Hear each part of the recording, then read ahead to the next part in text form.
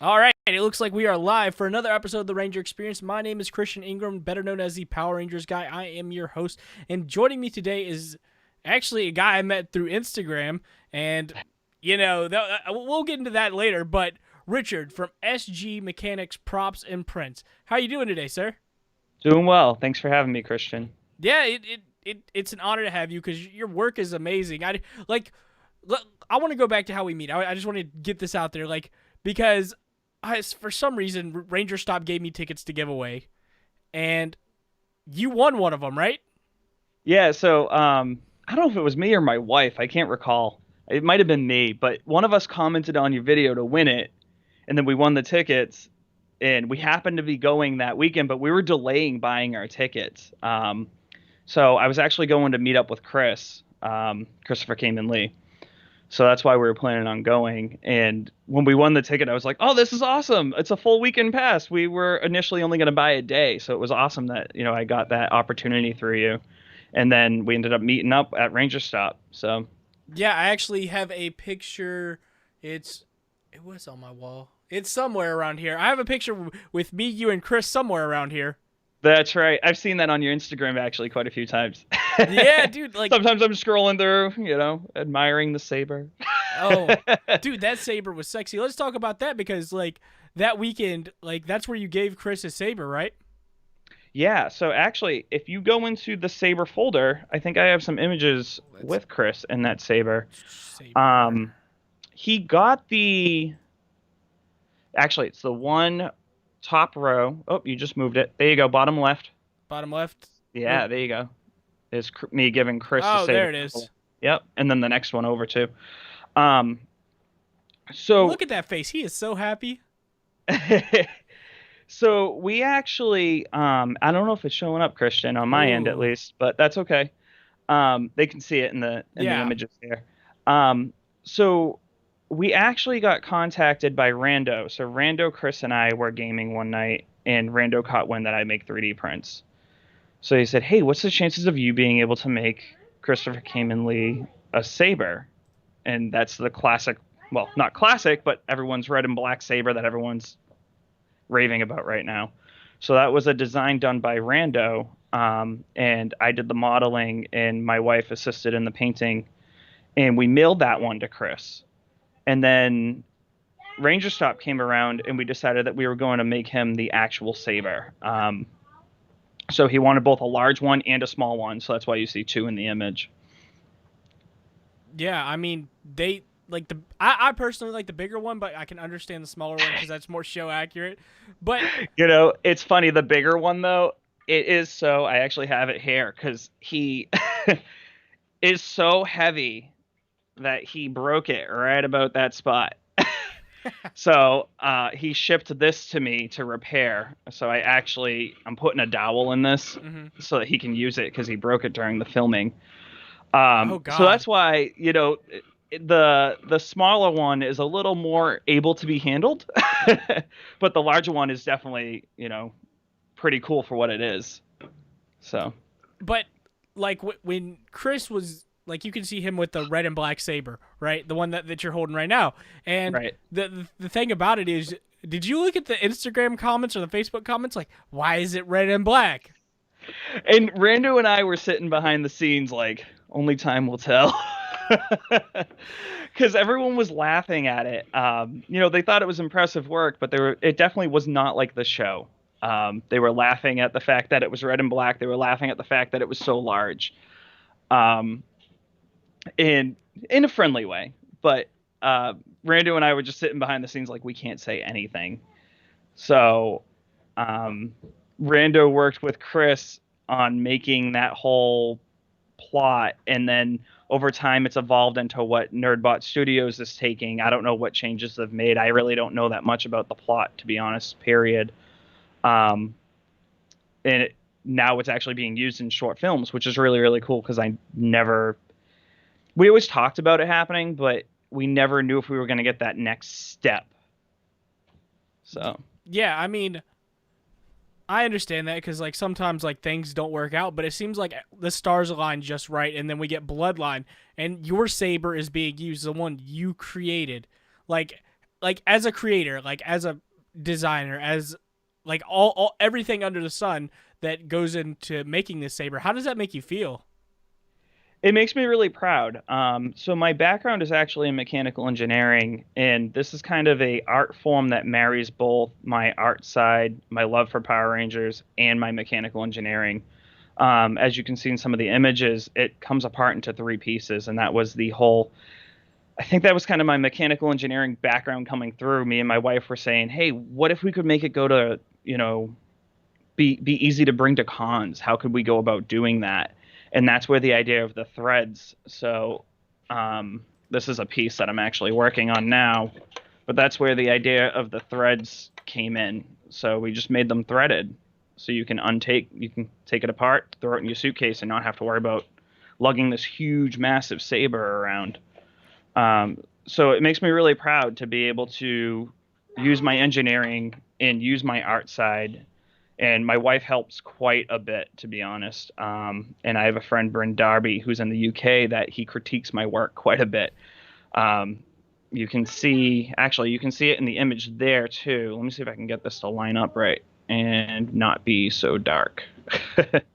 But we put all the detail we could into this, right down to there we go, right down to, the detail inside the silver piece there, which I haven't seen too many props out there that do that. They kind of just model it to the point that it looks good for a cosplay, and that's it. But we They wanted it as screen accurate as we could. So Yeah, that's what it's looking like. Screen accuracy. Like you see people walking around with like some Ranger stuff, and it looks cool from a distance, but then you get up close and you're like, okay, well, it's missing this, this, and this. But from your saber, it's not missing anything. well, thank you. I'm sure it's missing something, but we tried to hit all the things that we could. It's really tough. If you look at the film, so we grabbed snapshots from the films, and it depends on the scene. They had so many different versions of it. The U.S. footage. I don't know if they used the saber in the U.S. footage, but they had the U.S. footage, the Japanese footage, the stunt version. When you take the stunt version, none of those details are in it. Yeah, So, we're looking at different things, and I can attest to the fact that my buddy Bryn and I butt heads quite a bit over the details to the point that I'm sure we both logged off angry at each other at one point. But it's good to have that critiquing working relationship, with somebody to bounce these ideas off of and say, hey, do you think it's supposed to be like this, or do you think it's supposed to be like this? And during the time I was making this, I couldn't even ask Chris because he didn't know I was making the black and red. That was a surprise to him. yeah. So Did you have to ask Rando about some of the details, or Rando sent me his paint. Well, I shouldn't say his paint, his SketchUps of it. And Rando's art style is fantastic as an art. I actually have him working a piece for me.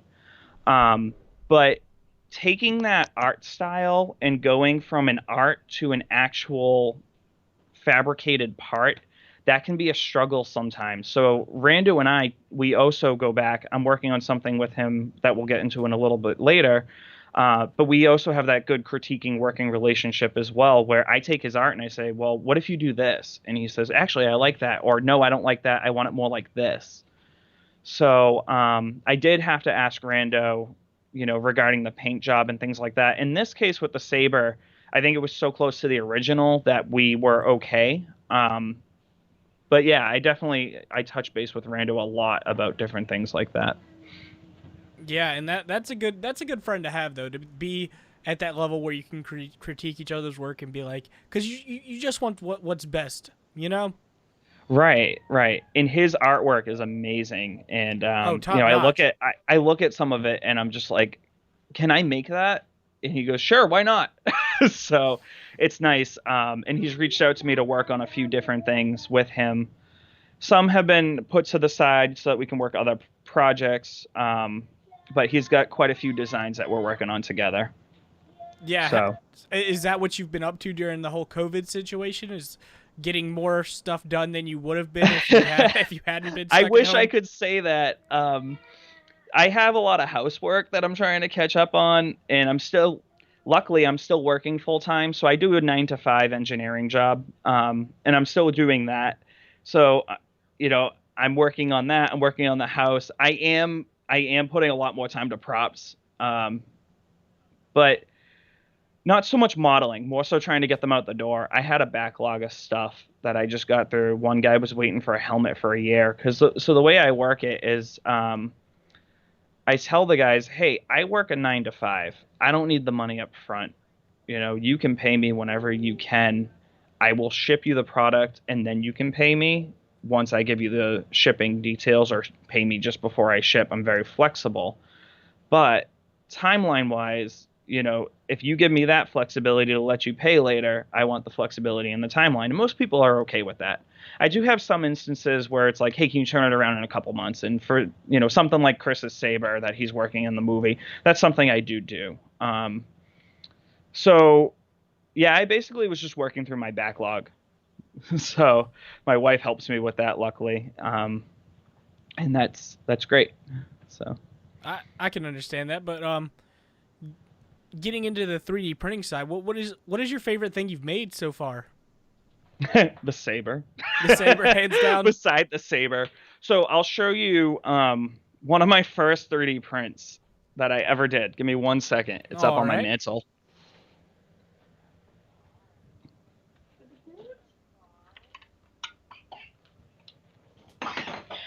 So this is not my design. This is on Thingiverse. It's pretty dusty, actually.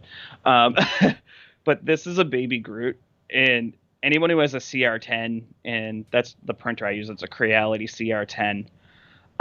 Anyone who has a CR10, this is kind of a initiation print. Um, when you get your CR10, 99% of the time, you print this.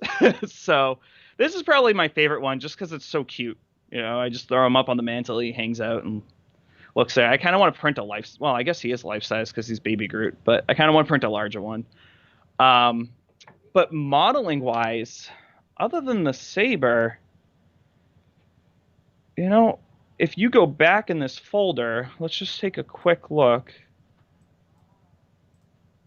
This is all Power Ranger stuff for the most part, but the Mandalorian helmet, that was actually a tutorial. And I don't know if you can get that image to spin on the far right. I don't know if you can make that one work, but It's not maybe letting not. me open it. That's okay. No worries. Oh Um, man, I this wish. was this was actually a tutorial, so I'm starting to learn ZBrush. Mm-hmm. So my background being mechanical engineering, I do a lot of hard surface modeling, boxes, brackets, stuff like that, functional stuff. ZBrush is kind of an art form, and it models very differently than what you would use to make a functional piece.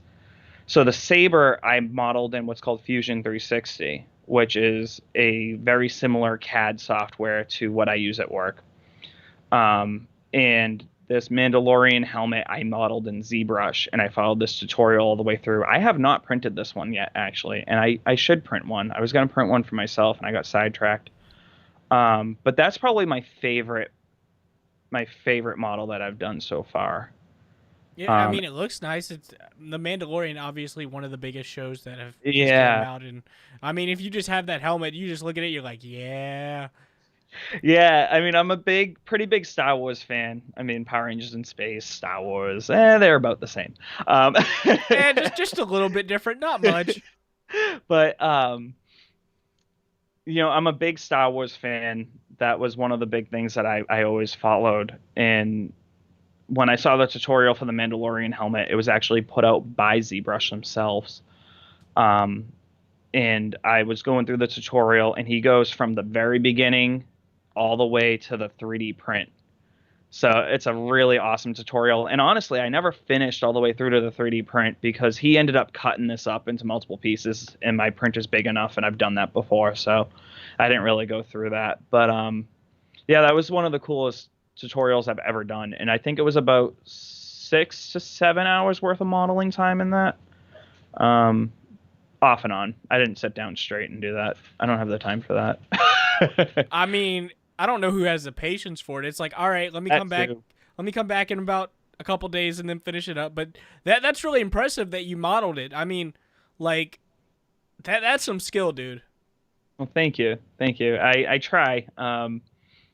It's it's nice to be able to follow something like that and learn a new software. I'm one of those people that always look to learn, and ZBrush and that tutorial gave me that opportunity. So, and something cool like the Mandalorian helmet, you're not making if you go back one, there's a lightsaber, which is cool, but it's very basic. The lightsaber right here. Let Yeah, me so the view. image is pretty small, but that's okay. But there we go. So it's cool, but it's very basic, right? It's a Hmm. cylinder. You got some rings on it. So, but to be able to do something like a Mandalorian helmet, that's fantastic. And Yeah, from start to finish, he covers it start to finish. So yeah. I hate watching tutorials on YouTube and they skip a step and you're like, well, now I'm lost. yeah, yeah. He was using a different version of ZBrush than I was, I think. And some of the features he had I didn't have, but that was okay. I ended up finding ways around it. But I hear you completely. You got to pause it and you're like, okay, that's where it is. I do that all the time with like Photoshop and Premiere Pro. I'm like, how do I do this? All right, YouTube, and then, dude, how did you do Yeah, that? I don't have this option. What's even going on? it's a But skill. It is a skill to just be able to Google and YouTube. A lot of the times it's what is the phrase I'm looking for to find what I want to do. oh, trust me, I've been there.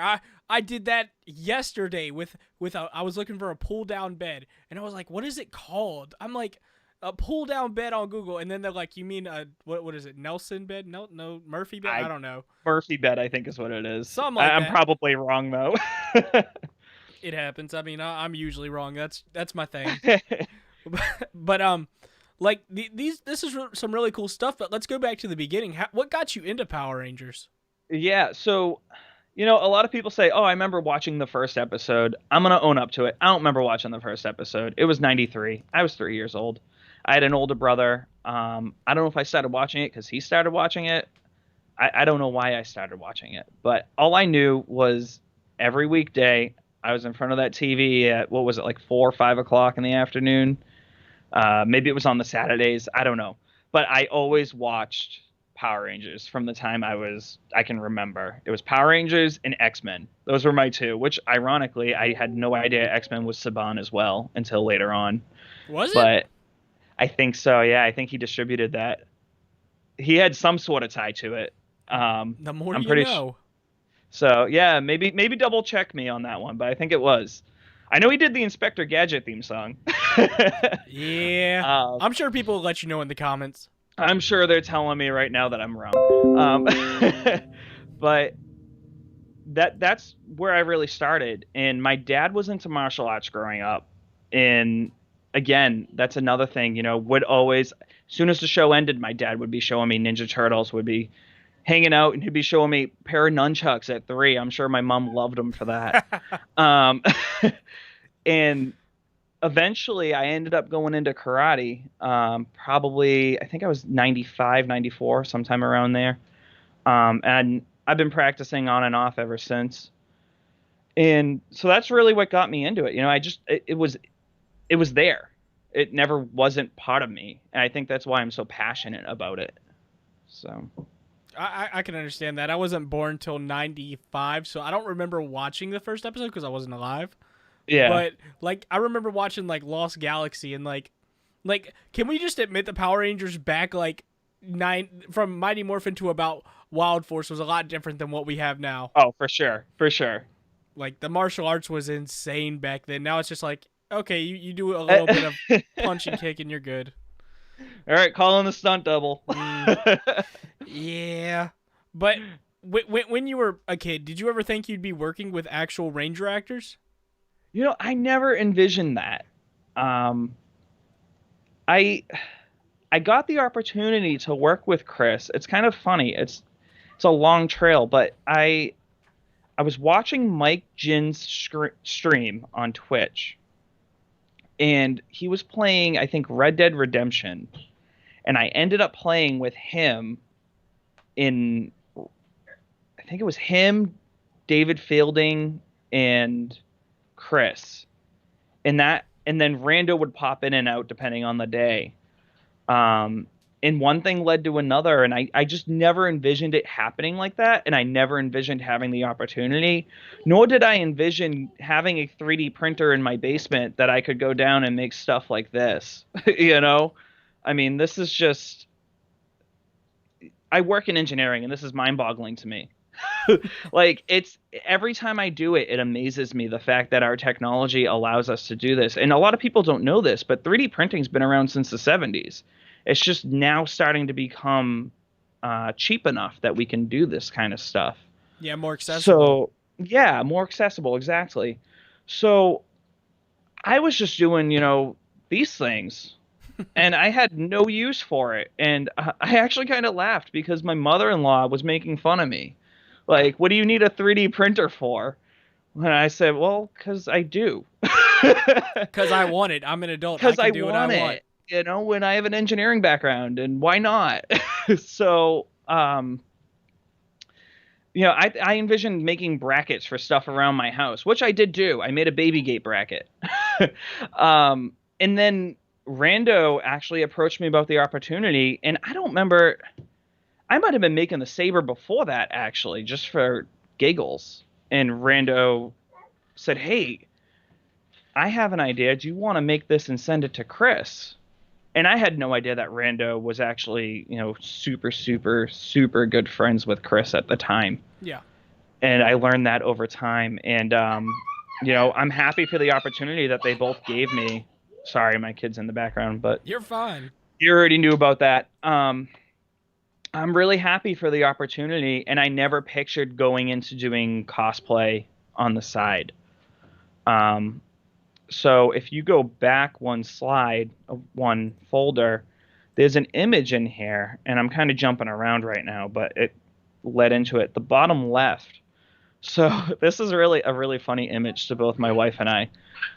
On the right is 2016 in our cosplays.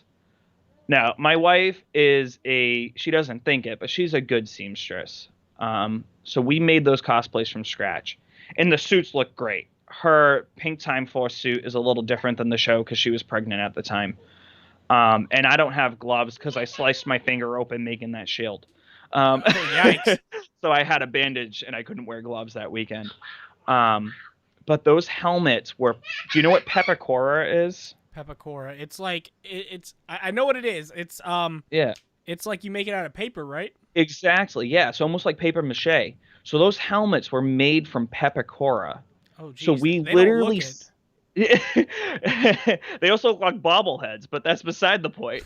Um, so we sat there for probably close to a year, maybe a year and a half. And we literally hand cut while watching Power Rangers. This was pre-kids. Uh, hand cut while watching Power Rangers and made those helmets, cutting paper, gluing tabs.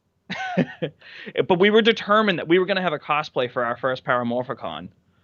And I ended up going out back, and she was pregnant, so I wouldn't let her do any of this. But I did the fiberglass resin on all that.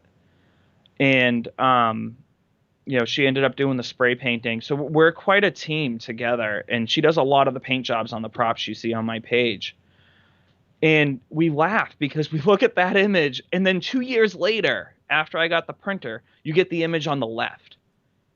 And it wasn't a huge gap. It was only 2 years, and we didn't make any cosplays in between. So that just tells you what a little bit of research and a little bit of determination can do for people. I actually have right here, this was the first helmet that we made off the printer. And, this tells you, you can see, it's good. It's not, I wouldn't say this is something I would sell to somebody, but it's good. And inside all I did was Velcro it and just throw some foam from Joanne Fabrics or something in there. But I think that's important to note for people that you do have to start somewhere, and it may not be the best, but you'll get there eventually. And that's kind of just, I don't know how I got on that track, but I just wanted to make that note. I think it's important to note where you came from, and that definitely shows it. And actually, this is a suit that she made. She says she won't do suits for other people, but I tell her she should. So It's really good. yeah, so this is the Black Ranger, and you probably are familiar, but for people who haven't read it, because it was kind of an underground comic, the Pink Ranger era. Um, what did they call it? Was it just Power Ranger Pink Yeah, with Power Rangers Kimberly? Pink. Yeah, it was like a 5 issue short. Hmm. So she went that weekend as Kim from that, and it was really funny because Ranger Slayer dropped, I think, the month before. It was like her first appearance. And as she's walking through the con, everyone's like, "How did you get that Ranger Slayer outfit together so quickly?" And we didn't have the heart to tell them it wasn't Ranger Slayer. So we just said, we just kept saying, "Okay, yeah, we just really worked hard at it." And we just took the compliments and kept going. Um, but yeah, it was really, really funny. So I guess if you want a Ranger Slayer costume, you just need a leather jacket, some pants, and a 3D printed bow. That's fair. But so yeah, so that was the first helmet we made, and I mean, you can see if you go into the Hyperforce Green folder, it's in the middle there with the There we go. black. Yeah, if you go in there and you zoom way in, you can see how far along we've come. And again, that's our second helmet that we've made. Um, so she does a lot of the painting. I have to give her credit. She went to mass art, and not that she did painting, she actually did photography, as you can tell from these photos. Um, some of my friends contacted me and said, "Holy cow, that's a really good rendering." And I laughed because I said, "No, that's not a rendering, buddy. That's the actual prop." That's the actual uh, thing. so what I started to do, which I actually really go towards, I enjoyed it and I thought it was really a good approach, is I put magnets in the helmets now. That's smart. So they just click together.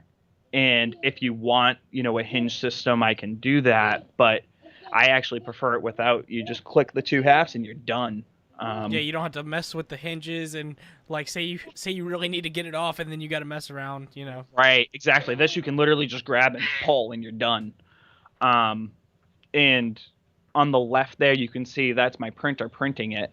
And then whenever I print it, I have to wear it because it's just so cool. Um, I mean, so a it's kind of picture a of me. rule. Yeah. Yeah. I always tell them, I'm like, I'm wearing your helmet if you're okay with that. You um, got to test it to make sure it's just right so for them. exactly, exactly.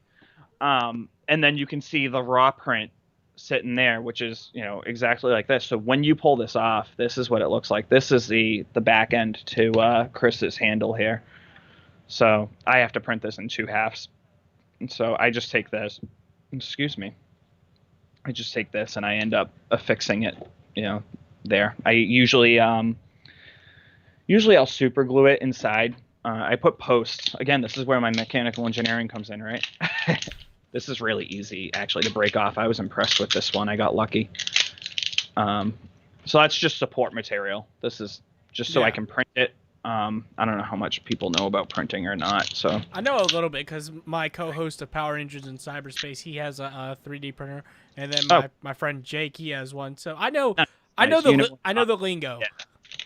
So I just put posts on this, and the posts just align it, and then you just glue it on the post. Um, and then we end up hitting it some with some Bondo and spot putty and primer and sanding and sanding and sanding and spot putty and sanding and primer. Sanding is the worst part. That's what I've heard because there's so much like grooves in it, and you got to get it out. And Yeah, yeah. So let's see if I can get this to show. I don't know if I can get it to show. Photos are great because they hide all the imperfections. I'm not gonna lie. Mhm. Um, you can see it on top a lot easier if I back up. Maybe see the little bit of the ringing there. Yeah, So those are the grooves basically. Um, because it's basically taking a hot glue gun, right? As you know, but for the people watching, it's basically taking a hot glue gun and following a path, right? hmm And it just builds it up layer by layer by layer. And so you end up getting that ringing effect. And depending on your infill, you can get away with sanding the raw print and then primering it. A lot of people use a product called XTC 3D, which is basically epoxy resin almost. And actually, it might actually be an epoxy resin with a certain consistency. And they put it over the print to hide all that layering. So when they prime it, they're actually priming the layer of epoxy, not the print, right? The print's underneath that layer. But you can't do something like that with, you know, I have a spiral saber I'm almost done making. You can't do something like that with fine detail like that. You're going to lose all that detail. Yeah. Um, and I tried it and I had to scrap the part basically. Because if you don't know what you're doing with XTC 3D, it is so easy to lose those details. So say you're doing something like the Groot, I would say this would probably be okay for the most part. You might lose a little bit of the texturing. But something like with fine detail, I wish I had something else to show you with fine detail. Because even this, like, you'd probably be able to get away with that. You lose all that detail. So you're better off taking the time and sanding it, in my opinion. I know a lot of people disagree, but that's how I feel. I mean, that's fair. I mean, like, just and the thing about the tiny details is once you take it to someone and they look at it, they really look at the tiny detail, and that's what they really Yeah, like. yeah.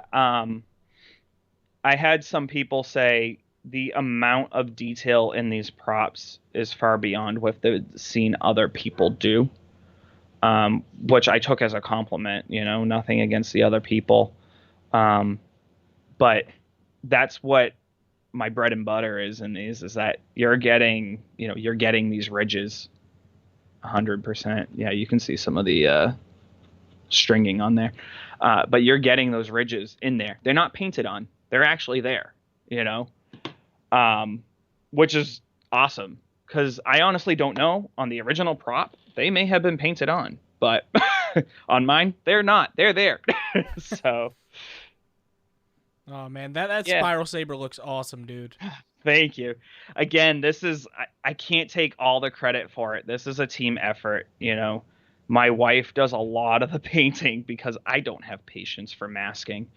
That's That's fair. ultimately what it comes down to. I don't have. So this red, the difference between this red and the red on Chris's saber is, over time we learned that we did Chris's saber, the red and black, with, this was paint pen, the red. And we did that, and even this, like, you can see ridges in this, and you know on these ones you can't. We've gone better, but anyways, sorry, I'm OCD. Um, the paint pen, it was great for what it was, but she literally sat there for hours, and I said, just mask the thing, paint it red, and then paint the black over it. So that's what she started doing, and it's worked out great. So, um, and we've learned little tricks, like, for example, metallic paint sprays thicker than your matte paint. I don't know why. I don't know if it's the paint that we use. So we were putting down layers of silver to get rid of the ridges and then putting black over it. Oh man. I mean, it's just you get better over time, and honestly, your props are some of the best out there. Well, I appreciate that. I appreciate that. There's a lot of people making props, and I welcome it, because it drives people to do cosplays, and the cosplay industry and the prop industry. Honestly, I'm all for making someone a raw 3D print and sending it to them and having them build it so that they can feel like they built it. A lot of people want us to finish it, and I'm okay with that as well. Um, but I'm of the mentality, I like to take it from the very beginning to the very end. A lot of people don't do the modeling, they just have files they buy offline and then they print it. But I always, for 99% of what I do, it's modeled by myself. This Hyperforce green helmet, I cannot say that, to be honest. This Hyperforce green helmet, the file was bought by the person who requested me to print it and finish it. I think it was a Nico Industries, if I recall. And I said to him, "Hey, I will do that, but you're not going to see me selling that helmet to anybody else. That's not how I work. If I'm going to sell that helmet to somebody else, I'm going to model it from scratch because I don't think that's fair to the person who I had to buy it off of. So, or the person who bought it and gave me the file. Being in this industry, doing the modeling myself, I can't do that." Yeah, it just makes you feel dirty. Oh, exactly. It's Yeah, like you I feel think. like you stole somebody else's work. I can completely Yeah, understand that. yeah. If someone requested me to do it, I would probably reach out to that person and say, "Hey, I got this file for a client who didn't have a printer," because that's what happened. This kid bought the file but didn't have a printer. So I'd probably say, "Hey, I got this file from a client who didn't have a printer. Do you have a problem with me doing this?" And who knows? But they sell them so cheap. It's just buy the file. Yeah, I had They're bought like $12. yeah, I had bought a Time Force silver helmet file because my friend was supposed to print it, but he never got around to it. So I'm just stuck with the file now. I'm like, okay. If you just want a raw print, send it my way. I'll print it. I got you. It's somewhere in my email. I don't know where, but I'll find it. I'll send it over to you. But No worries. Yeah. I don't have a problem doing raw prints. I mean, all the all the time takes the finishing. The print, I just set it up and I walk away. oh man, that's fair. I mean, but 3D printing, I feel like you could make a good amount of money off of it. I mean, you have to have a lot of patience and it takes a lot of work. But you know, sorry, go ahead. I cut you off. you're good. But I was gonna say like people will pay good money for like stuff like this, and it just seems like people could do it if they wanted to, but like to be at a professional level, you have to have a certain kind of mindset, and that's where like you come Yeah. into play. Right, right. And I'm very lucky kind of going way back because we kind of glanced over this, but um I was the kind of guy who was always in the garage with my dad. My dad was also an engineer by trade. And his background was actually electrical, mine's mechanical. And we always were in the garage, always tinkering with things. So I owe that to my father, to be honest with you, that ability to just sit down and take the time and learn something like this. Um, and I owe the fact that I went into engineering because of that. Because I spent that time with my father learning those things. I love to tinker with cars. That's how I am. I can't do it anymore as much because I don't want to screw up my primary driver. I only have one car. Um, but I would gladly spend any Saturday tinkering with a car. And I ended up going to school for engineering because of that, because he instilled that in me. And I ended up falling into it was my senior year, and I got the chance to work with the Israeli Olympic team, actually, which was mind blowing to me. Looking back at it, maybe I'm humble, but I don't really think it was as mind blowing as I thought it was now. Um, but what they wanted to do was they wanted to do some wind tunnel testing. So I went to UMass Lowell, and they had a wind tunnel there. And what we actually did was we made a third scale model of different I forget, sleds, I guess. I think there's more of a technical term than that, but of different sleds. And we 3D printed a third scale model of a racer, and we put that in the wind tunnel. And that's where I got into 3D printing. That was my first introduction to it. And then I just kind of tinkered with it through grad school and whatnot. That wasn't really my focus when I was in grad school. Some of the other guys I worked with, it was. And I always wanted one, but back then it wasn't something you could have in your basement. They were pretty expensive, and if you were going to buy one, you could get one for like $200, but it was not nearly like what you can get now for like 300-400. Um, so eventually, I think it was, let's see, my daughter's 3 years ago, probably 4 years ago, maybe. My dad, I text my dad one night. It's like 9 o'clock. He's probably asleep. And I'm like, "Hey, Dad, I found a 3D printer online. It's from China, but I think we can make it work. It's only 400. Do you want to go in halvesies? And he goes, yeah. So he gave me half of the money, and it got to stay at my house because my mom didn't want it there. Um, That's so fair. we set it up in my basement. I think my wife was working or something. I don't know. It was just me and him. And it was like 11 o'clock at night. And he's finally walking out the door. And I remember we printed like our first cube. And we look at each other like, wow, this thing actually works. So that's kind of the history on how I ended up getting this printer and how I ended up going, from a glance, but going from where I was to where I am now. And I do have the engineering background and I work as an engineer during the day, but I don't do 3D printing at work nearly as much as I should. And I say that just because I like it. We'll print something and test fit it. That's about the extent of it. We don't do this kind of stuff, which is really cool. So I enjoy doing the artsy kind of stuff. Yeah, It's it's a different. creative outlet.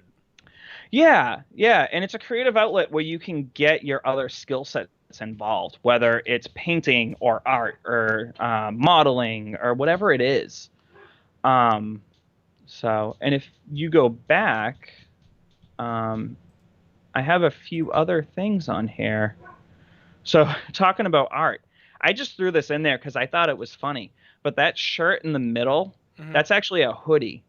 Um, and my wife got a Cricut and she made me that Sasori orange from Q Ranger. I don't know if you've watched it or if I'm even saying the name right. Yes, that's already Um, on Q Ranger. Yeah, I've seen yeah. it.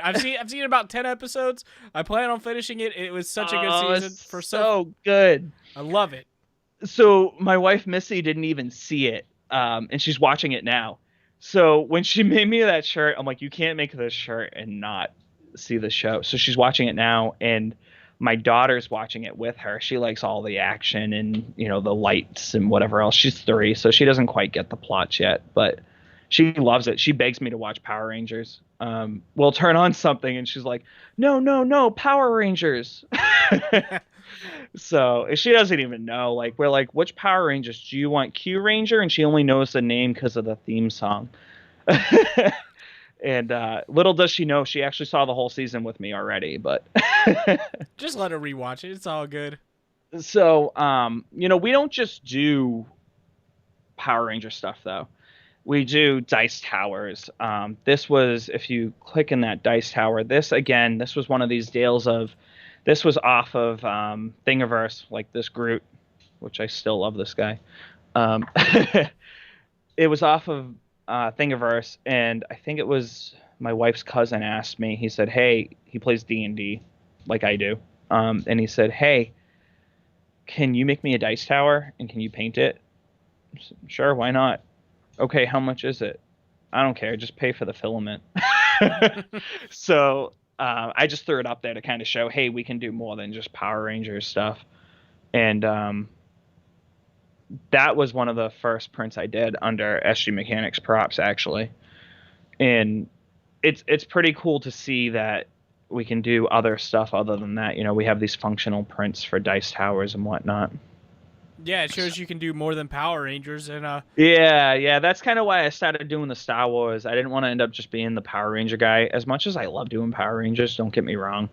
you don't want to be Um, stuck in that one yeah, fandom. You want to be like, hey, I can do everything. right. What's one thing that you haven't printed, or like one item that you've seen on like a television show that you want to print? Oh man, that's a tricky question to put me on the spot with, dude. I've always wanted to print a drone for myself. I got this little drone here, um, but I've always wanted to print. This is actually a little Star Wars drone. It was on sale at Costco for like $30. So I told my wife, grab it. um, but I've always wanted to like build a drone from the ground up for myself. And there's a lot of like hobbyists who do that. So I wouldn't say on TV, but I saw it on social media. I'm actually in a 3D printing drone group. that I should probably pay more attention to. I think some of them use the Arduino boards, I think, in them, if I recall. But yeah, that's something. My dad, and I never sell any of this kind of stuff. I really just do the cosplay props for the most part. But my dad has this little backup camera that the poor guy has been waiting for since he went in halfsies with me on the printer. Um, so it's got one of those wonderful suction cups, and it doesn't work suction cup wise. So he wants it to hang off his mirror and go from there. So that's another little thing that I got. I got a backlog of stuff. I tell people I'll help them out, and I get to it eventually. I mean, as long as you get to it eventually, it's all good. But Yeah, let's go. Let's talk about the cosplaying though, because yeah, you've cosplayed at like we saw the first cosplay to the PMC, the last PMC cosplay, and I mean you've done Hyperforce stuff too, right? yeah. So if you go back, you saw the Hyperforce green helmet we were talking about there. Mm-hmm. Um, so my buddy Bryn Darby, who's the one that critiques me, he works. I don't want to say he works with us, but he does kind of work with us off and on. Whenever I kind of have that backlog of I need to get this done, I throw it his way. He's a really great modeler. His background is actually video game modeling, so there's a little bit of a headbutt there, because modeling for video games and modeling for 3D printing, a video game you can have parts intersecting and it's no problem, because you're not trying to make a functional print. Or you could have thin walls, for example. But go to print something with a thin wall and it comes out like this. That's the idea behind the support material is it's thin wall. You can just break it. But he's been really, really good on the modeling front, and he 3D modeled. I don't have images of it, but you can see it down below in that video a little bit. He modeled the Hyperforce Morpher, and the thing is like phenomenal. He's even working on, well, with me as well, but more so him, giving the ability for you to take a card and slide it in there like they do on Hyperforce. Oh man! So anybody who watches Hyperforce knows, when they morph, they grab their card and they slide it in there. Now, the irony of this is he was really, really big into Hyperforce. The kids in the UK, and he'd stay up, I don't know, what was it, 1 in the morning, 2 in the morning, because it's 9 p.m. Eastern when they were airing it, and he would stay on for the whole thing. So he became pretty good friends with the people, Hyper RPG, Chris, I think it's Zach and Malika, I think. Yeah. He became pretty good friends with them, and he actually reached out to Malika and found out when they first made those Hyperforce morphers, they were supposed to be for like old brick Nokia cell phones, so you could slide in the cell phone, and that's where they got the idea for the card. So he used that as okay, that's the size this has to be, and modeled the size off of that. And he spent hours and hours on that, getting every little detail, digging through Facebook and Twitch and Instagram, getting photos. And I wish I had one. I just shipped it with that Hyperforce helmet because the poor guy waited so long. But that is something that we're going to be offering soon, is that Hyperforce morpher. So we do the Hyperforce. We do, you can see there's a little bit of, I want to say Jungle Fury, but that's not right. Wild Force? Thank you. Wild Force. I always mix them up. We do some they of the both Wild have animals. Force. It's all good. Exactly. They're the same season. But not exactly. It's like Dino Thunder and Dino Charge. It's basically the same thing. How many more dinosaurs can we get? Apparently 4. So, I'm okay with that, guys, by the way. So we did that. Someone reached out for me. I can't say who this was made for, but someone reached out to me and asked me. It's a gift for one of their friends. They asked me to model that. And I brought that to Ranger Stop, actually, Christian. I don't know if I showed you that. I should have. But I brought that to Ranger Stop, and I passed it off to the person who asked me to make it. And she she's meeting up with a person at Paramorphicon. It was supposed to be earlier, but all the cons got canceled because of COVID. So the Thanks, poor COVID. girl is, yeah, right. Thanks, COVID. So thanks for taking my sanity away. Um, Same. so Same. so the poor girl is holding on to that for like dear life. I'm like, put it in a shoebox, throw it in your closet, forget that you have it, Guard it with and your life. I will remind you, when you go to fly for Paramorphicon, you better grab that box because I would have just brought it to Paramorphicon, but that was not the plan.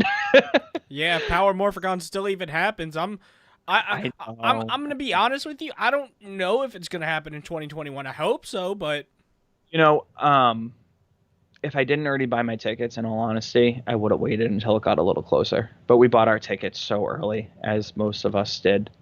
Um, and luckily, the hotels are being really, really flexible. That if you have to cancel, they're working with you, and the airlines are.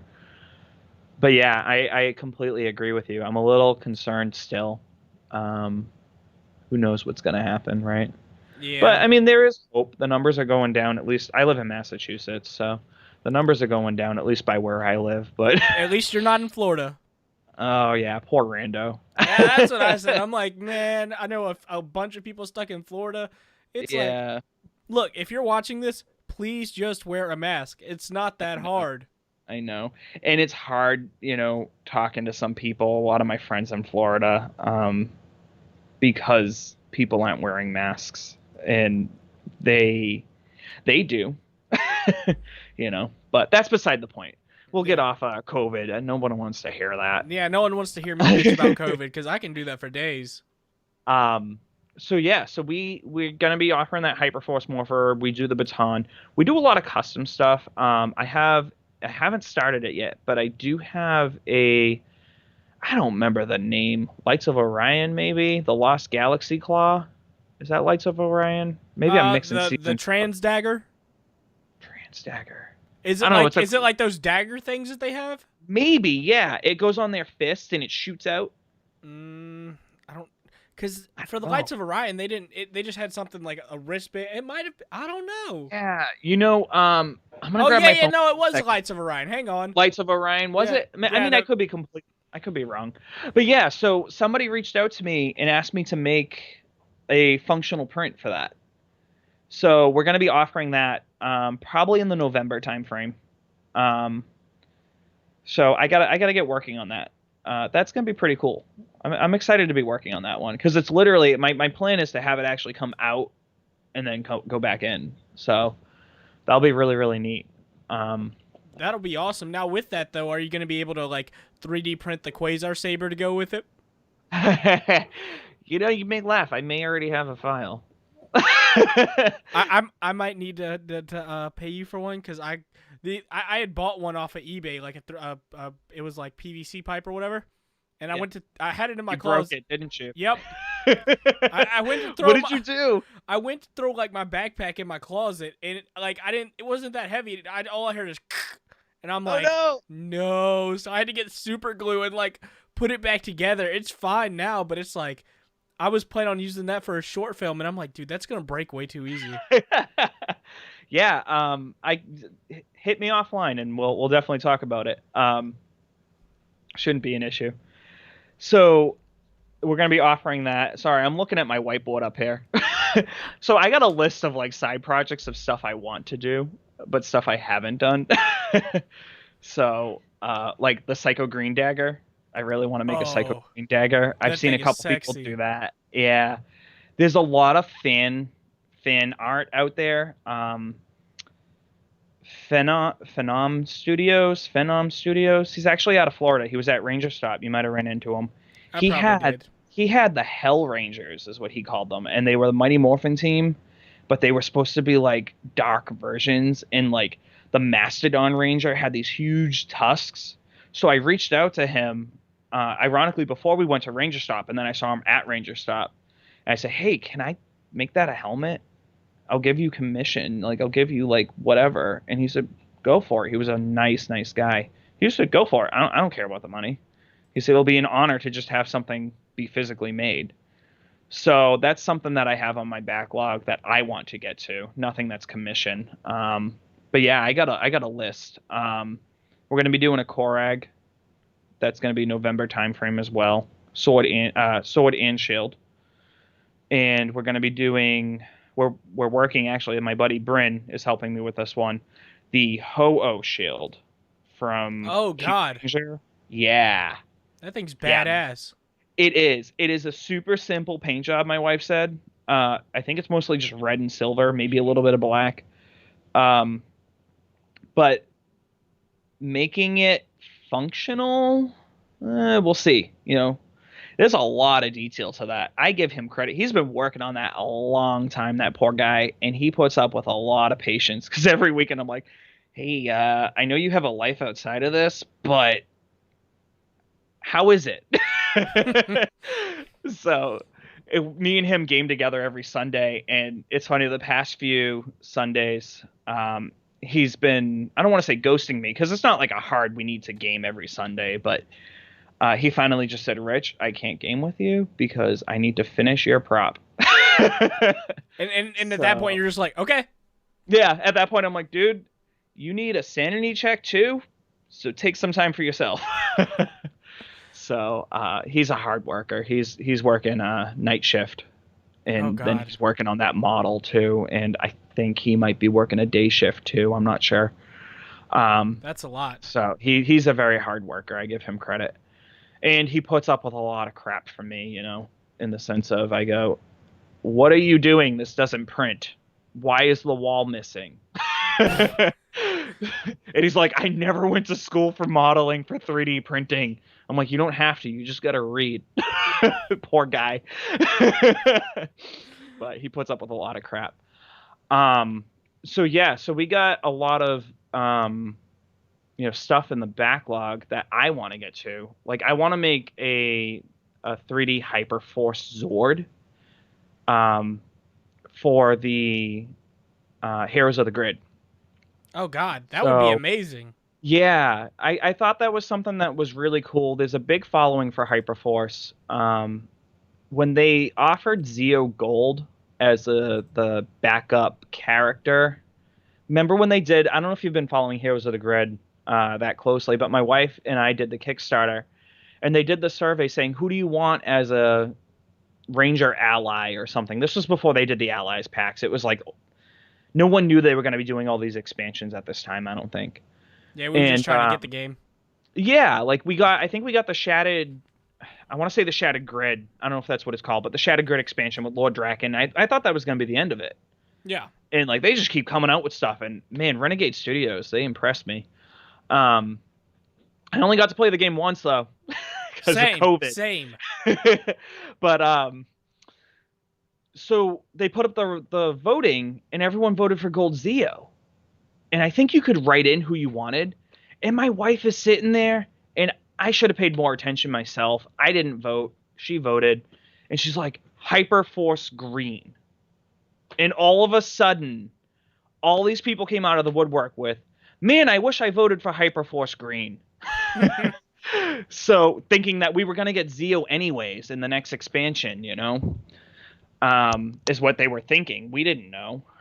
But I want to make a Hyperforce Zord. And if I do that, that's something, if I take the time to do something like that, I'm going to offer that for free in the sense of the file. If you can get a 3D printer, I will offer that file on Thingiverse. I'll have to clear it with Renegade Studios before I do something like that. I'll give Renegade Studios the file. I mean, they can do whatever they want with it. If they want to take it and start casting plastic, cool. I'd just be proud to have a Hyperforce Zord. Yeah, because Hyperforce had some of the coolest Zords. Yeah, and I don't know if we've ever... Actually, now that I think about it, they had multiple different configurations, didn't they? Like, anybody could be the, quote, heart of the Zord, right? The centerpiece. I'm gonna be real with you. I loved Hyperforce, but I could not get through 3 hours of an episode. I watched about 20 minutes. I'm like, all right, I'm good. I'll just, if there's anything important, I'll watch the replay. You know what the key to do is? Turn it on in the background. Don't like watch it. That's what I did. I listened to it as if it was a podcast and that not. Makes more sense. I didn't watch the YouTube. Who has And the I'm actually time? well, yeah, and there's a lot of I don't want to say a lot of filler because Hyper RPG did a fantastic job with that. Um, but you have to have that kind of filler in a D&D type of game in order for there to be character interaction and things like that. So I didn't really take it as filler, but 3 hours seems like nothing when you're playing it, but it's a long time to watch and listen to. So when I was doing stuff like yard work, I just turn it on and listen to it while I was doing the yard work. So it worked great. It's all on Spotify. Hashtag Hyperforce Season 2. I tag everything with that. That's fair. I mean, now, with you being such a big fan of Hyperforce, I do want to ask this question because I'm sure you've seen the news. There's a rumor Toei is splitting from Power Rangers, and we're not going to be getting Yeah. any more footage. But my opinion on that is, okay, if that's the case, just go animated, do animated Hyperforce, do an animated TMNT versus Power Rangers or Shattered Grid storyline. Just do some animated stuff, you know? Yeah, yeah. And I hope that the fandom doesn't take me posting. I'm sure you've seen my posts. I do these long-winded posts sometimes, and it's not aimed at anybody, but if you do the research behind um I did like a Wikipedia search on who had the rights to Power Rangers that they just gave it to. It's a section of Hasbro. They did Peppa Pig was what everyone was tagging it as. Yeah. It's E1, N1. something like that. Yeah, well, But it's mostly an animation studio. yes, but if you do a wiki search, they've made From Dusk Till Dawn, the TV show. They did they actually are the ones who brought Power Rangers 2017. I see it in the background there. They brought that to Canada. They were the licensing people for that. Oh, They were the licensing people for Hunger Games. They have a long list of actual live action shows too. So who knows what Hasbro has up their sleeve is what I'm thinking. Do I think we're gonna get animated? So I'm of the opposite mentality of most of the fandom. I think Power Rangers, if they do an animated, I want live action in addition to it. I think we have enough animated superheroes that what draws people to Power Rangers, in my opinion. Well, I guess not because the fandom begs to differ, right? But what draws me to Power Rangers is the live action. I like that live action. I was a Godzilla kid, I was into Toku without even knowing it. Um, and it was that live action aspect. So back to your first question, coming full circle. Do I think what you were going to ask, because I don't know if you ever outright asked it, are they going to do an animated Hyperforce? Is that what you were going to ask? I was gonna ask your opinion on the possibility of them doing an animated I Hyperforce series. I would totally dig an animated Hyperforce series. And I think that's the way to go for Hyperforce. And the reason why I say that is how do you get the Sadasso brothers in it? And how do you get Paul in it and not have them already have that association of being a previous character? We have a habit in this series of bringing back previous characters. And if you put Peter on screen, a lot of people are going to say, well, why doesn't he turn into Blue Ninja still? Mm-hmm. Or if you put Yoshi on screen, it's going to be why didn't he turn into, Why is he not talking Dino like Coda? Charge? Yeah, that's the key one. So if they want to stay true to Hyperforce and not do any like I'm going to say retcon, but I guess it's not retcon, um, things regarding that, yeah, I think an animated would lend itself well to Hyperforce. That said, I'd really like to see them get the original cast if they do that, meaning the original cast of Hyperforce. I'd like to Oh see yeah. Sharp 17. I'd like to see I'm blanking on her name. I want to say the girl who played Benjax, but I just remembered her name is Vesper. The girl who played Vesper, I can't remember her actual name or her tag. And Black Nerd, I'd like to see him, Andre, on there. And Polly, I think Polly deserves, out of all of the people there, Polly deserves the most to be a ranger. He's put a lot of time and he's passionate about this fandom, and you can see it. And if I ever meet, I mean, I have met that guy, but if I ever see him again, like, high five to that guy. Like, he puts a lot of passion into what he does. Oh, no Uh, doubt. so, But I mean, yeah, I feel like they could get away with doing that, and you know, with the basis of Hyperforce, it's like you would either have to have a super huge budget or just do it animated. Yeah, and honestly, depending on how they do animated, they still might need a super huge budget. Look at Pixar. That's fair. I think that they would probably go for like a Netflix if they were to do it. I think they would probably go for like a Netflix Voltron, which ironically I was wearing a Voltron shirt earlier, but I changed it. I'll explain why at the end. But Voltron type of Netflix show, I could see that. I don't know, budget wise what Voltron was, but I can't picture that being a huge budget. I mean, maybe it is. I don't know. No, Rando's probably the guy to ask. dude, he knows all that stuff. He knows all that pop culture stuff, Oh yeah, his first appearance was in that movie with so and so. He was the guy in the background who drank that drink. Dude, Rando's a good guy. I'm just poking fun at you. dude, I love Rando. He's incredible. He is. But you're currently working with him, right? I am, yeah. So if you open the Dethida folder, and I hope I'm not showing something I'm not supposed to, Rando. So, yeah, this is kind of funny, and I'll explain the images to the right in a second.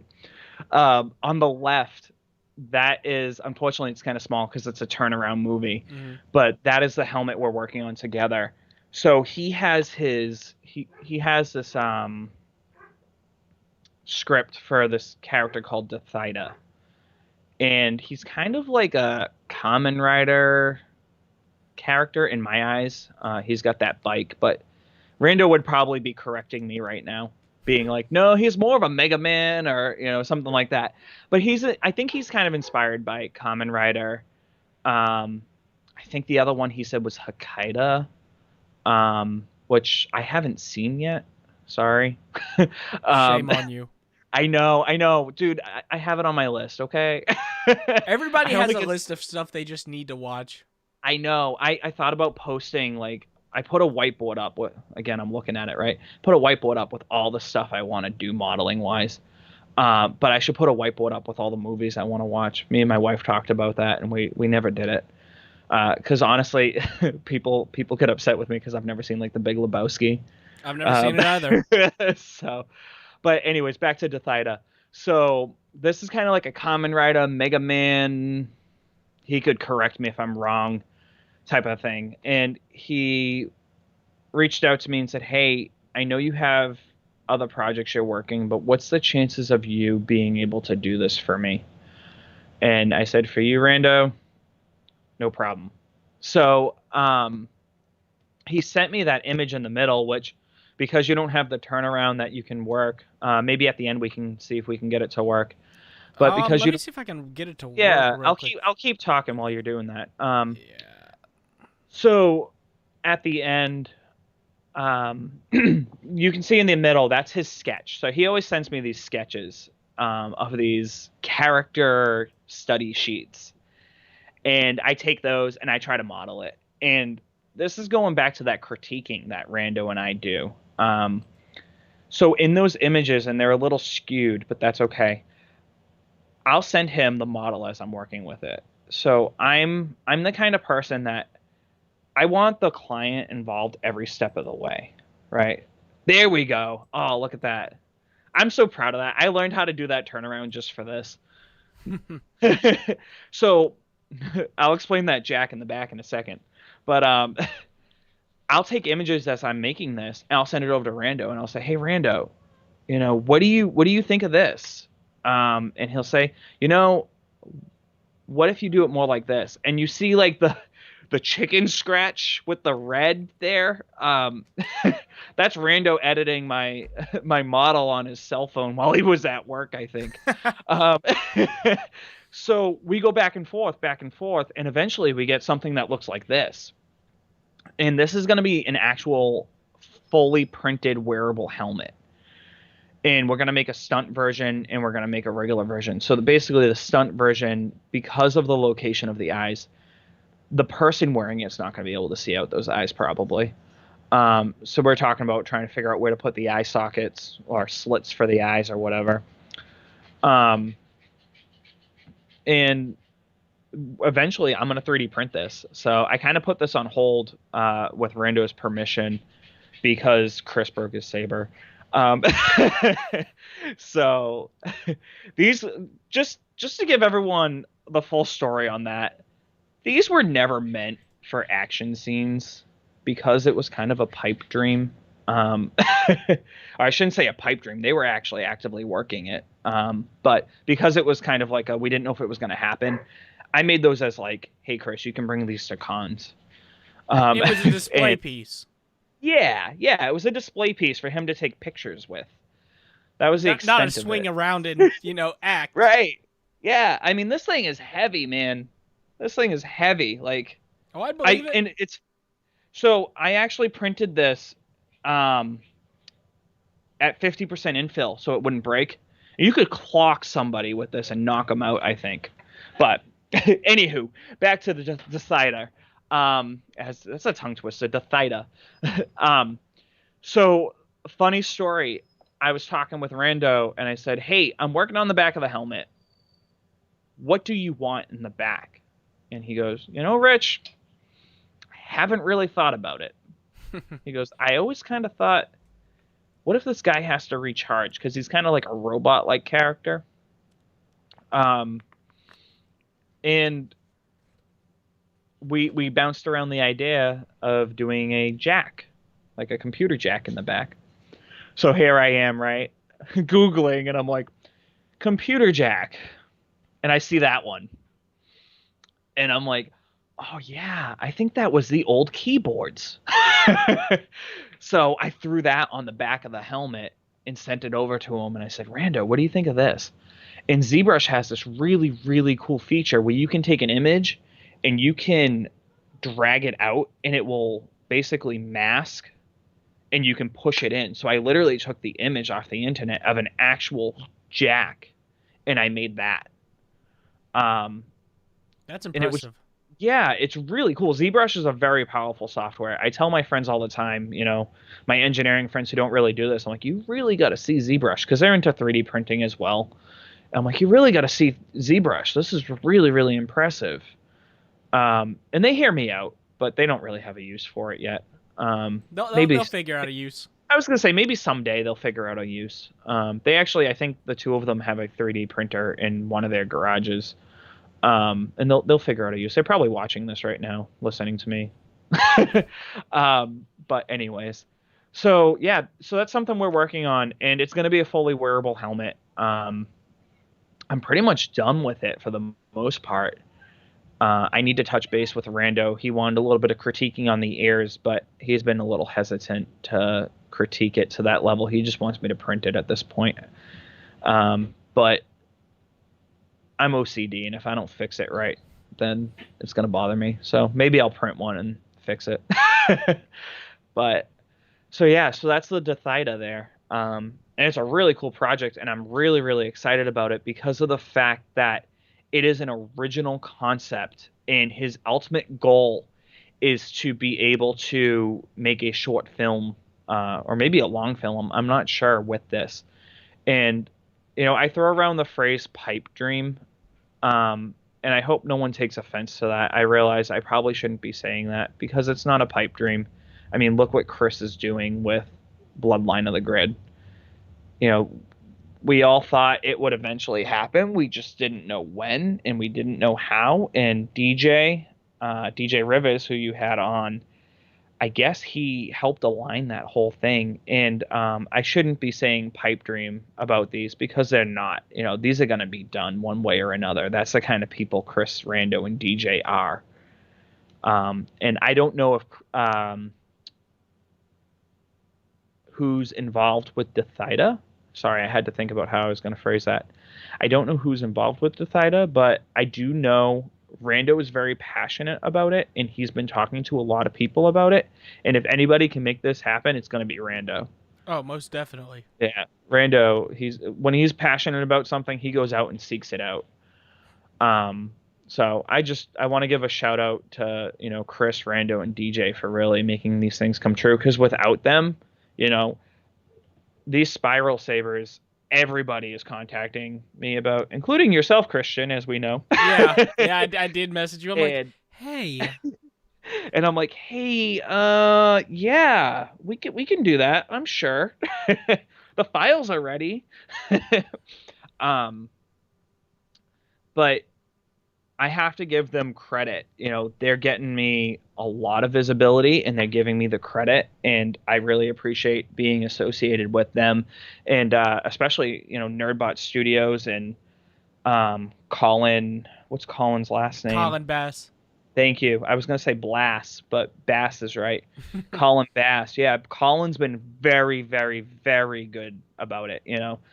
I I'm kind of hovering over the page and saying, "Hey, do you think you can tag me in that?" The poor guy. Oh man. And the poor guy. Yeah, sorry, I forgot. It's okay, Colin. It's really not a big deal. As if you don't have 19 people you need to tag on this post. Like, it's okay. I know that it happens. But he's been very, very good, and he's given me the opportunity to be associated with this as well as DJ and the whole team. I'm glad to be a part of the team on this. And You're one of their Rangers. you know, I wish.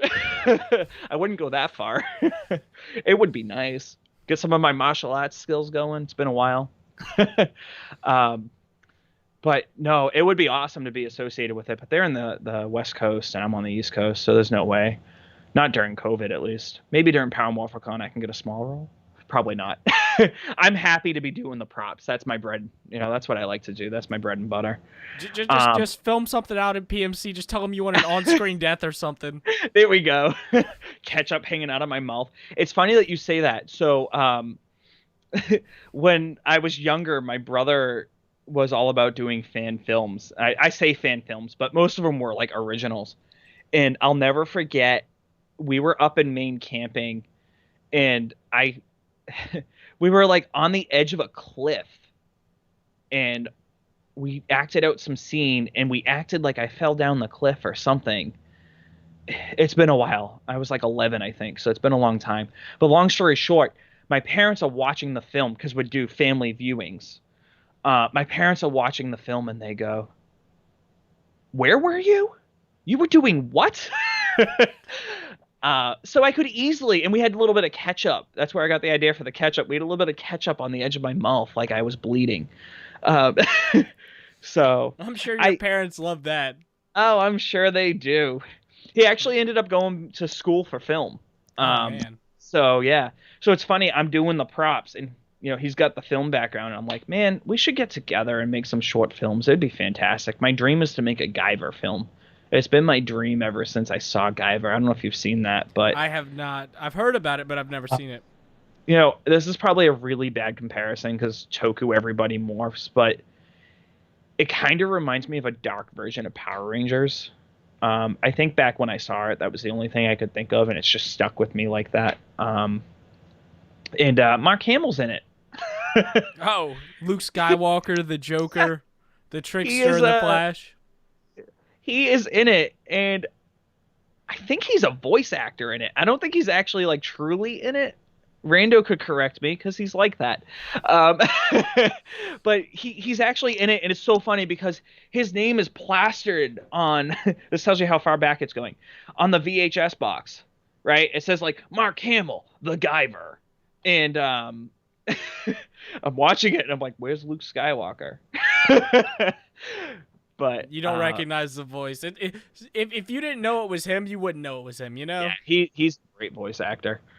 But yeah, so that's my dream. I actually want to make, again, on the list, I have so many things I want to do, but I want to make a fully functional, by functional I mean able to move Guyver suit eventually, whether I buy that off someone and print it or what. I know Nico Industries has a good one, so I'll probably eventually buy it off of him for myself to make a cosplay.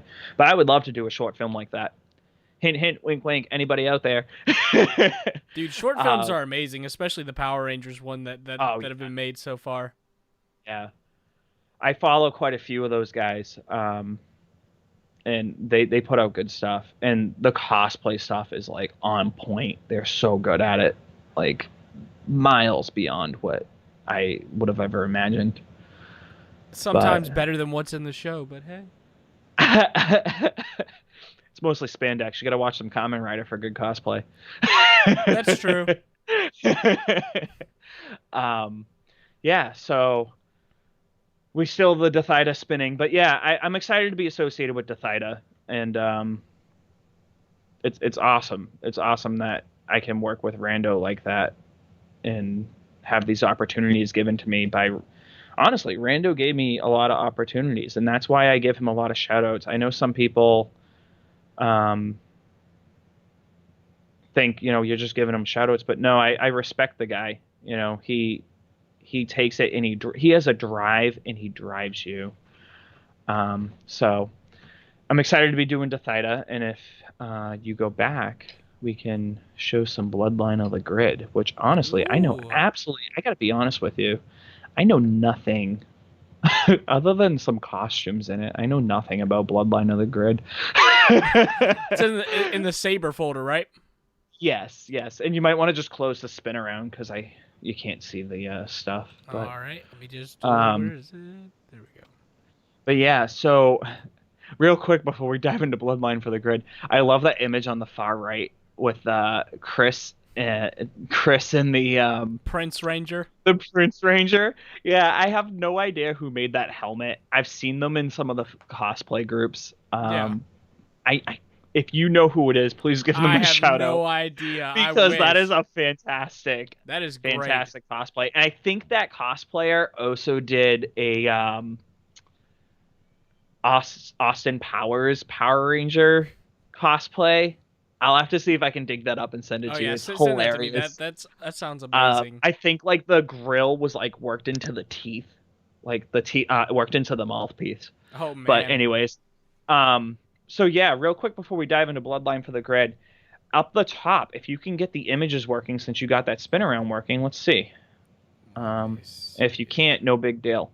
But I just wanted to kind of show people the process of doing this modeling. And there you go. There's another image. That was me presenting Chris. You might have been around. I actually got down on one knee when I gave him the large saber and presented it to him like it was like the Holy Grail. Uh, but Well, that's yeah, it's okay. Don't worry about it. yeah. Um, It's weird. I don't know what's up with the no, software. no worries. No worries. It probably doesn't help that I sent you a zipped file. Um, but what we do is we actually watch the film and go online. And my wife can attest to this because she walked in when I first started doing the saber because that was really my first big cosplay item. And I have, I actually went to Mega Ranger because they use the saber a lot more, it seemed like, in that. And I have Mega Ranger on my TV. And I'm sitting there with my phone and I'm like, yeah, that's good. Taking photos of the TV so I can get the detail. And of course, I'm streaming it, right? Because it's on Shout Factory. And I have the DVD, but I'm too lazy to put it in. So so I'm streaming it and I'm like, pause. Oh, man, I missed it. Go back. Pause. Oh, finally, I got it. So I'm taking the photos and I put them into the software. I'll upload the photos into the software and I will do an image, a transparency on the model with the image in the background. And I'll actually model over the image. And that's how I get that detail that you're seeing. So it's just kind of a neat little side thing that a lot of people I don't think realize. Um, so, anyways, Bloodline of the Grid. So, if you scroll down, there should be two screen caps of the promotional stuff. On the far right there, either one, whichever one you want to talk about first. So that is okay. Sorry, I thought you moved the mouse. Oh, that's my mouse. Um, so on the bottom left, you can see that's Chris with the Kano eye, as everyone's calling it. Um, and the saber was in that image, and that was really surprising to me because I had absolutely no idea that they were using that. the saber actually for this movie. So I was blown away when they put out that promotional image, and that's when I started with the whole, "Hey, do you think you can tag me in this?" Because I had no idea they were going to be using it. Um, so because I gave Chris that saber for free. I didn't think it was going to be used in anything. I thought it was just something he wanted, Just basically. something that looks cool. Yeah. And then all of a sudden it's in Bloodline for the grid. And, Chris and Rand always talked about it, but I never knew there was, DJ and Chris and Rando pushed this and got it to where it is. And all of a sudden my saber's in it. I was like, my little mind, or I guess my mind isn't little, but I was like, holy crap. It's like when he posted the picture when he got it. I remember he posted that picture and my wife was giving my daughter a bath, I think. And I'm like, "Hey, Missy, Chris posted the saber on Instagram." She's like, "What?" And then over like the next few nights, I'm like, "How many likes does it have?" um, so yeah, so they posted that, and I was just so blown away that it was being used in the film. Um, and I reached out to, I don't know how I got in touch with Colin. Somehow I found out that Colin was associated with it. And I ended up reaching out to Colin and saying, "Hey, that saber, I made it. Is there a chance you can tag me?" He was more than willing to, which was great. And actually, he sent me a couple files of something he wants me to print for him. Um, and I have that in my workload to do. So you might be seeing more stuff come out from NerdBot with our props in it, actually. Um, but so that saber was in it, right? And then all of a sudden, Mr. TK Johnson over here, DJ Rivers, posts the next photo, and I'm looking at that photo, and I like pinch zoom. I'm like, holy crap, that's my other saber. Those are both So mine. those are both mine. I made those. And again, credit to Rando for making the black and red. And it was funny because I tagged Rando. I posted that to our page, and I tagged Rando in it, and he contacts me on the side, and he goes, "Hey, thanks for tagging me, but I have nothing to do with that saber." And I'm like, "Sure you do. You're staying tagged." But yeah, so I was really excited to see that too. And I've been talking with DJ off and on actually, and we're talking about potentially making some actual functional, by functional I mean stunt worthy versions of these down the road. And it's in my list to get to. That actually, because it's associated with the movie, I kind of bump other things down because I don't know when their next filming is. I know with COVID they can't really film, but who knows? Um, so I have one printed that I'm going to sand down, get really smooth, and I've never done this before, but I think I can do it. I'm gonna cast it, and I'm gonna cast it probably out of like a latex or a rubber type of thing.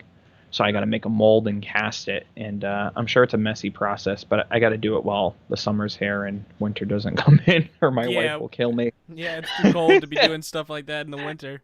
Yeah, dude, it's funny. We we started heating up our shed so we can spray paint in the winter because with the crappy weather that we get up here in New England, Oh God. we tried painting a few things and we had to sand the whole thing down because the weather wasn't permitting. I'm like, I know the back of the can says 60, but we'll see what happens. We'll see what happens with -20. Don't do it. um, so yeah, I'm really excited to be associated with Bloodline, and I'm really excited to see what they're putting out. So Yeah, I think everybody's looking forward to it, and it's great that your sabers are in it. And I mean, like, I don't see anybody else making quality like spiral sabers or other things like this. yeah, I mean, there's a few people out there. There is a few people. I can't take all the credit. I've seen some stuff, but you're right. It's very few. A lot of people focus on the helmets. Um, and when I started going down this, and again, I think this was You know what I think happened with the Spiral Saber when I started modeling it? I think we went to New Hampshire, um, and we were watching Power Rangers in Space with my daughter. And I came home and I said, "Hey, I should model a Spiral Saber." And then Adam, is that where it started? My wife just popped around the corner. My friend Adam, that's where it started, I guess. My friend Adam said I should make a Spiral Saber, apparently. Uh, so I ended up making the Spiral Saber, and then Rando, while we were gaming, hey, you're making a Spiral Saber? Cool, let's do this. And that's where it all came from. And I think in conversation between my wife and I and other fans and whatnot, it's what isn't covered in our fandom. You can get a helmet, you can get a suit, you can really get a majority of the stuff. Even the morphers, you can get the toy morphers, and they're pretty close for the most part, with the exception of a few of them. Yeah. Nobody makes Or you can get the Japanese ones.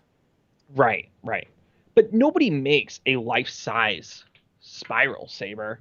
And actually, my wife popping around the corner and saying that is what made me realize what actually happened with this was my friend Adam had the toy, the Japanese toy, and he said, "Hey, can you make a spiral saber full scale that will spin?" Because he has an Andros cosplay. And I said, "Maybe." I don't know. And I at least got one that hasn't spun yet. That's on the list to do. Make it spin. Uh, I don't know if I would offer spinning. There's a lot of electronics that go into that. But for Adam, I told him and I promised him I would. And he's one of my best friends, so I definitely will. And, that's an opportunity coming up, maybe. So we'll see. But yeah, so that's where that started. And one thing led to another, and here we are. Yeah, now we're here. Now we're with them using your sabers, and like you're just getting more recognition because of how great these sabers are, and it's amazing to Thank see you. great creators get the recognition they deserve. Well, thank you. I really appreciate it because sometimes I'm very, very, very OCD about my props. Um, we've probably repainted like the Hyperforce helmet that you saw there 3 times, and my wife is a saint because she'll bring it in and say, "Hey, how's this look?" And I say, you should sand that spot down and go back and paint that." She's over here saying yes. You're welcome to just come on and pop your head in if you want. Uh, so yeah, she'll bring it in, and I'm like, that spot there. It's not exactly level. We should probably sand that down and build it back up and go from there. Again, these are 3D printed. They're not casted. So a lot of people who get casted helmets, they're perfect. A 3D print, you do a lot of sanding for that, and that's why I'm starting to venture down the road of looking into casting. It's great for me to be able to make a 3D print, and I probably will continue to do that. But bigger stuff like this saber, I've gotten, I don't know, 4 or 5 requests for this saber since Bloodlines come out. um, and that's why I'm like, I'm gonna cast it, and if I cast it, I can make DJ Rivers his stunt version. So that's my plan. But Yeah, yeah, um, so I think I kind of went through the process of making this, but I'll do a real quick, um, dirty process. And I don't know if there's anything else you want to ask, but I'm kind of been beating a dead horse. I almost feel like maybe you feel otherwise, but um, so we'll get a raw print, comes off the printer. It's got all this joyous. You saw how easily that broke off earlier. Joyous support material, and if you set up your code right, it breaks right off. I've had some I've had to cut off, which is kind of sad. But I will end up sanding this down, priming it, sanding it down again, priming it, spot putty, Bondo, sanding it down. A couple iterations of that, some spot putty, then we'll paint it.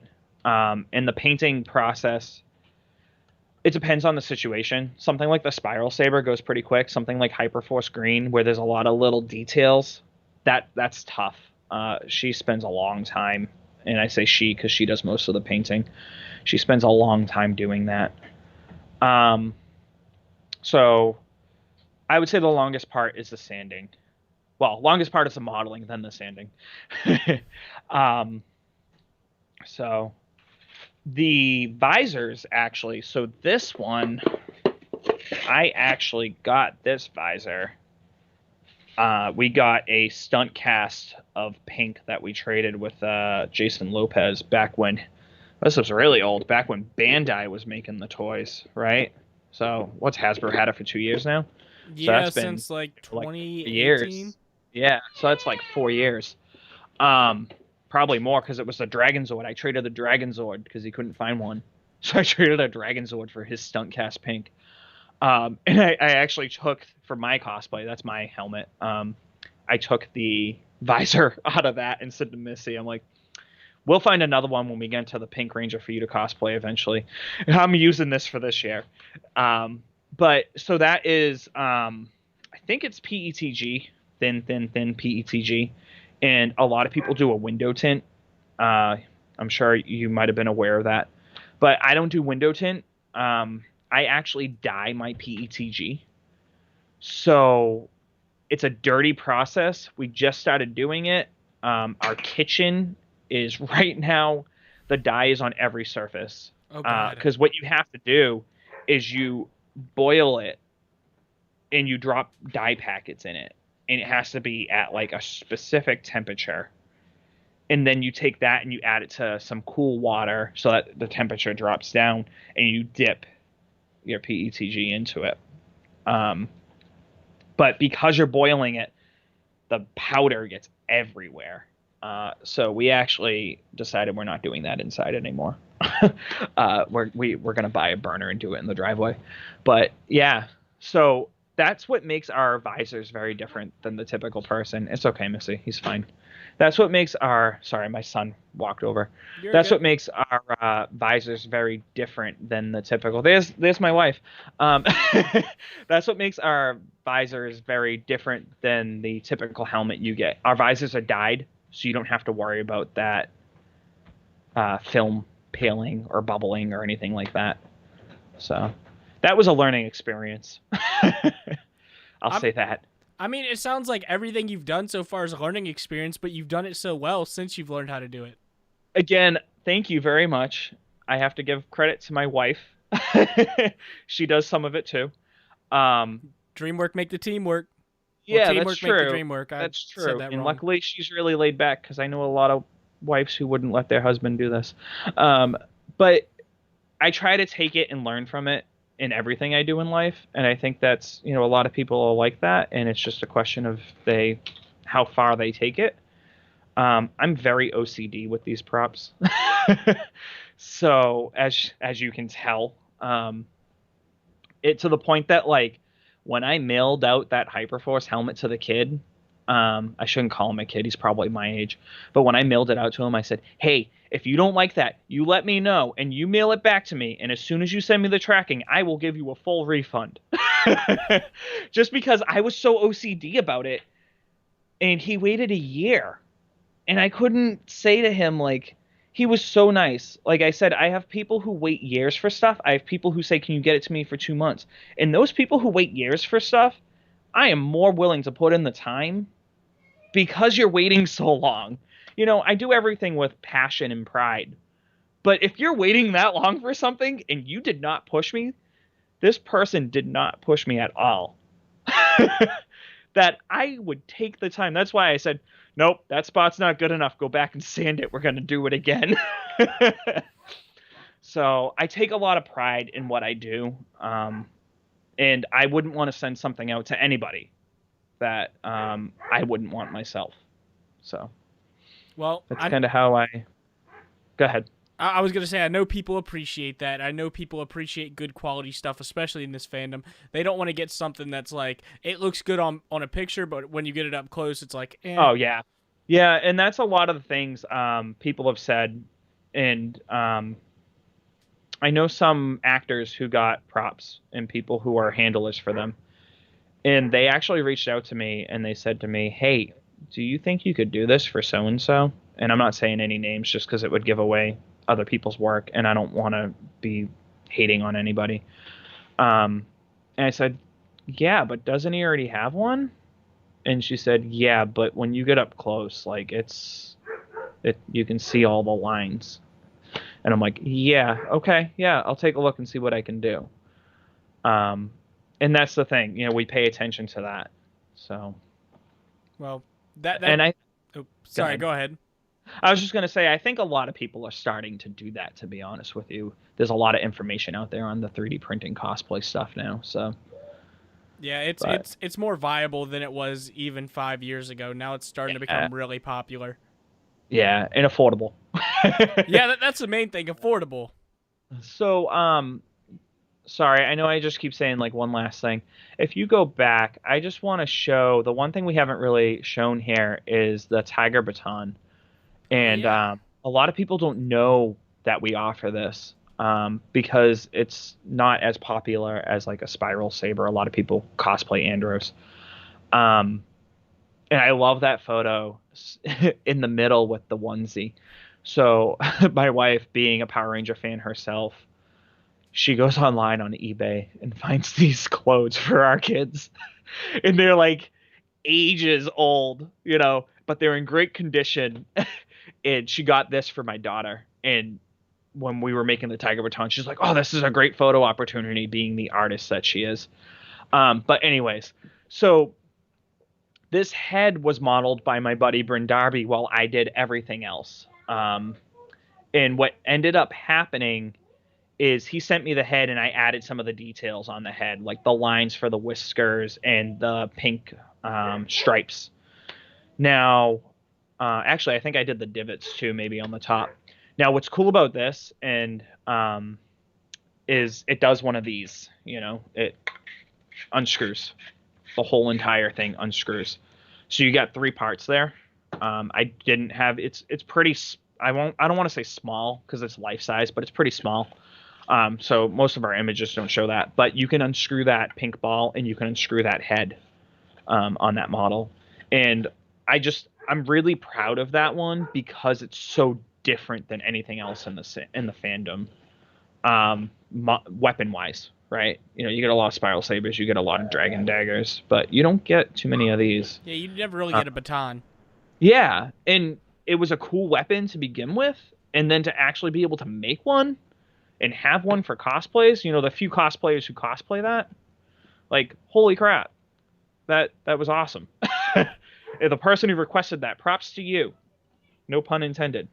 Um, So there's that. And the other thing, and I think I hinted at this before, I just took apart that whole saber because I can't keep my hand still. Um, That's fair. I think ADHD. I don't know if I showed you guys this, but I didn't post anything with regards to this. The blaster, I call it the blaster tip, and everyone goes, "What the heck are you talking about?" But It's the blaster tip. I mean, the blaster tip, there's not yeah, really a name for it. I don't think. I mean, yeah, it's I Spiral think it's Saber booster mode, but I was gonna say I think it's Spiral Saber booster mode, but this piece is the blaster tip. So that's what's cool about doing these as modular pieces. I can literally print this if I wanted to and send it to Chris, and he can literally just, oh, I already have a saber. Let me thread that on. dude, that is super So cool. I was really proud of that one. And I mean, And again, my buddy Bryn Darby, he actually was modeling this while I was modeling the saber. So I got to give him shout outs too. He helps me out a lot. But yeah. I I mean, think that's all I got. I talked a lot. I'm very sorry. you're good. You're good. That's the point of these interviews. I mean, we've only gone an hour and 40 minutes. It's all good. But I want to, before we get on out, I just want to thank you for coming on the show. This was a lot of fun. Oh, It was. thank you for the opportunity. I mean, this was great. I love doing these interviews. Truth be told, Christian, this is my first one. So I was a little nervous in the beginning. It kind of started flowing. I was like, the heck am I going to talk about props for an hour and 45 minutes? I think I AM'd you being like, dude, you're lucky if you get a half hour. Hour and 45 minutes later. But yeah, so I'm excited. You're the first one to have me do an interview. And hopefully I'll get some more down the road. And if you have anything you ever want, let me know. Anybody has anything, feel free to reach out to me. SG Mechanics props and prints. I always flip it, to be honest with you. You would know better than I do, actually. Yeah, it's SG Mechanics Props and Prints. I have it written down Thank you. right here. Thank you. How sad is that? I don't know my own name.